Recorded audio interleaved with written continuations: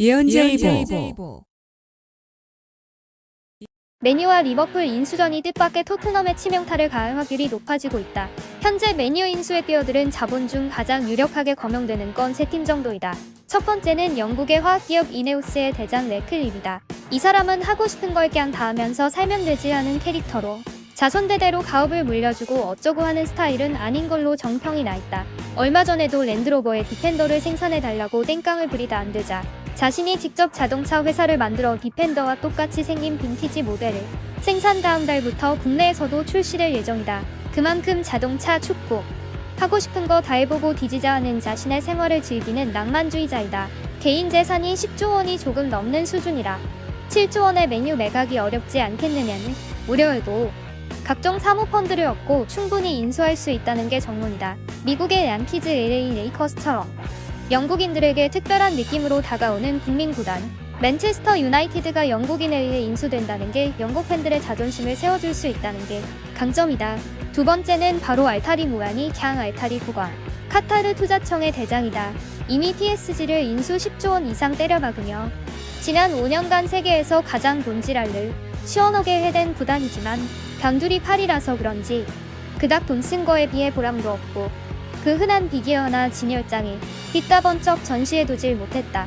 그래서인지 성공하려면 대처로 나가야 된다는 옛 성현들의 말씀대로 EPL로 진출, 맨유 인수를 서두르고 있다. 장점은 물론 엄청난 돈이다. 개인 재산이 600조의 왕가 자산은 수경에 이르른다고 할 만큼 돈에 있어서는 둘째가라면 서러운 사람이다. 단점은 러시아 자본에 이어 아랍 자본도 쪼잔해고자 하는 유럽 축구의 분위기이며 장점은 이미 올드 트래포트를 새로 짓겠다면 팬들에게 의견을 구한다고 할 정도로 막대한 자본으로 멋진 경기장 미친 선수형이 비타 귀신도 부릴 수 있다는 게 최고의 강점이다. 세 번째는 잘 알려져 있지 않으나 이미 3년 전부터 방구를 껴대고 있는 애플이다.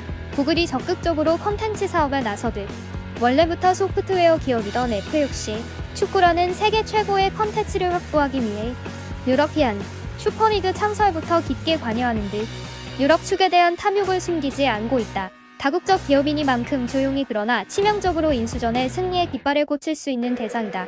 이외에도 사우디의 빈살만과 경쟁 관계에 있는 살만 어쩌고 하는 왕세자 가문 역시 런던에 출몰하고 있고 골드만 삭스 등등 여러 후보들이 줄을 서 있는 걸로 알려지고 있다. 아마도 위에 나열된 이들 중 둘이 맨유와 리버풀을 인수하게 될 것이다.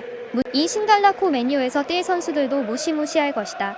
당연히 웨파에서 금지하는 유럽 대항전에 나가는 두 팀이 한 개의 자본 집단에 의해 지배되지 못한다는 규정 때문에 카타르는 파리에서 발을 빼게 될 것이며 파리 생활에 불만이 많은 음바페나 네이마르 역시 맨유로 재능을 옮겨오게 될 것이다. 아랍 자본에 대한 높아지는 영국 현지의 비토 정서와 맨유가 영국 국민구단이란 점 등을 고려 카타르의 알타리 국왕은 케인과 주드 벨링엄 등 영국 국적의 선수들을 우선적으로 영입해 영국인들과 영국 언론의 호감을 사려 할 것이다. 케인의 영입은 1순위일 것이다. 어쩌면 전형적인 9번의 오시맨과 10번 역할도 하는 케인 둘을 모두 영입하는 것도 불가능한 일은 아니다. 또 계속 공을 들이고 있는 김민재는 당연히 실력적으로나 아시아 마케팅으로서나 맨유의 수비 보강의 첫 번째 타켓에서 누락되는 일은 없을 것이며 네덜란드 리그 시절부터 관심을 가져왔고 영입 시도를 했던 이강인 역시 30세 전후의 노쇠한 미드필더진이 백업과 미래 대안으로 영입 후보에 있을 확률도 충분하다. 이래저래 신갈라티코 맨유의 한국 선수는 최소 1명 혹은 2명이 뛰게 될 것으로 보인다. 문제는 토트넘이다. 토트넘의 현 상황은 매우 부정적인데 경기장을 짓느라 친 피치로 인해 2조에 육박하는 유럽 프로구단 중 최고의 부채를 안고 있다. 두 번째 빚장이가 바로 바르셀로나이다. 게다가 이번 시즌이 끝나고부터 코로나 시기 긴급자금으로 빌렸던 3천억의 운영자금을 갚아나가야 된다. 이런 이유로 65%의 지분을 가진 구단주 조루이스는 매각을 원했고 2년 전 뉴캐슬을 인수한 빈살만을 뉴캐슬보다 먼저 만났던 게 바로 토트넘의 조 루이스다. 하지만 토트넘 회장직이 너무나도 행복한 레비는 자신의 분수에 안 맞는 EPL 회장직을 절대 내려놓고 싶지 않기 때문에 프로판 가스통을 짊어지고 새 경기장 꼭대기 닭뼈슬에 매달려 매각 반대 농성을 하고 있다. 이런 이유로 번번이 매각에 실패하고 있는데 30%의 지분을 가지고 있는 레비가 반드시 자신이 토트넘의 회장직을 유지해야지만 지분 매각이 가능하다고 땡깡을 부리는 한 토트넘의 매각은 어려울 것이다. 이런 이유로 올 여름부터 토트넘은 점점 더 어려워질 것이며 맨유, 뉴캐슬, 첼시, 맨유, 뉴캐슬, 첼시, 민헨, 레알 등등 빅터 오시맨과 함께 부르는 데가 천지배가린 케인은 이변이 없다면 토트넘 유니폼을 올려둔 것일 것이다. 콘테와 케인이 나가고 팀은 재정적으로 어려워지고 지구상 최고의 슈퍼리치들에게 인수된 경쟁팀들은 점점 더 물쓰듯 돈을 써대고 토트넘의 앞날에 먹구름이 몰려오고 있다.